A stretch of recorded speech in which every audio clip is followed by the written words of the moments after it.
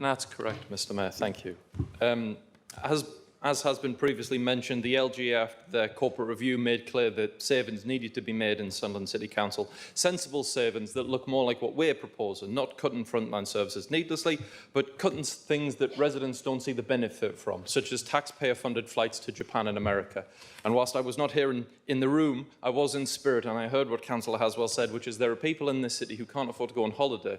I don't think they'll like the fact that council officers have been, they can get across the Atlantic. I was talking to a resident the other day who can't cross Silksworth Lane properly because they're learning to walk again after being in a wheelchair.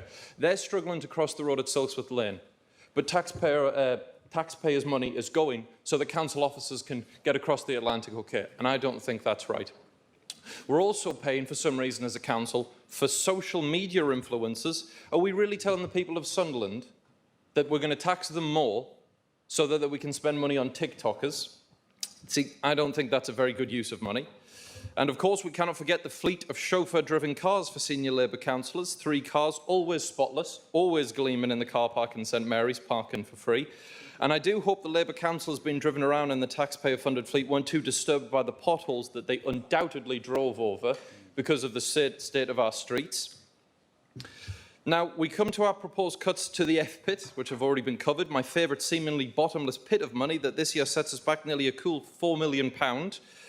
Mr Mayor, we stand at the intersection of legacy or progress. I rise today not in disregard of history, but in defence of the future. The concept of saving the FPIT romanticises history. Oh, I'm sorry, that's paraphrasing what Councillor Jones said about the Glass Centre last year. I'm not too sure how that managed to get in there. Oh, I do apologise. I do apologise.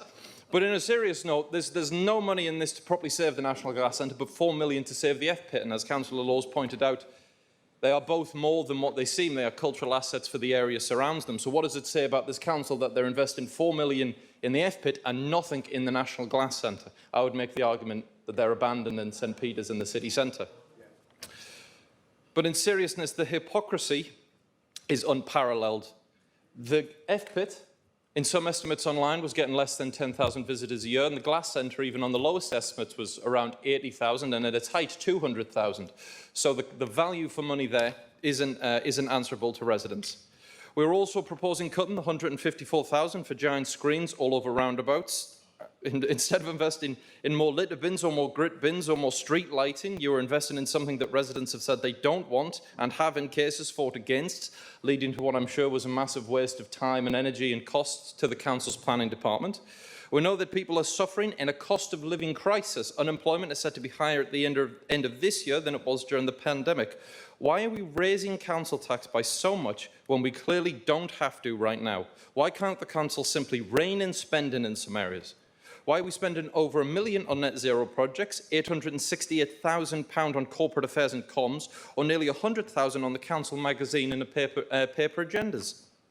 Now, I have no doubt that in many of their speeches, Labour councils will attack our spending cuts. Labour will defend having 3 chauffeur-driven cars. Labour will defend flights to Japan and America. Labour will defend signs on roundabouts for some reason, instead of investing in more frontline services. But the people of Sunderland aren't asking for any of these things. They're asking for a break, to be blunt. They're asking for a break. We're in a cost of living crisis. And I think as a council, we shouldn't be adding even more onto people's bills. Thank you, Mr Mayor.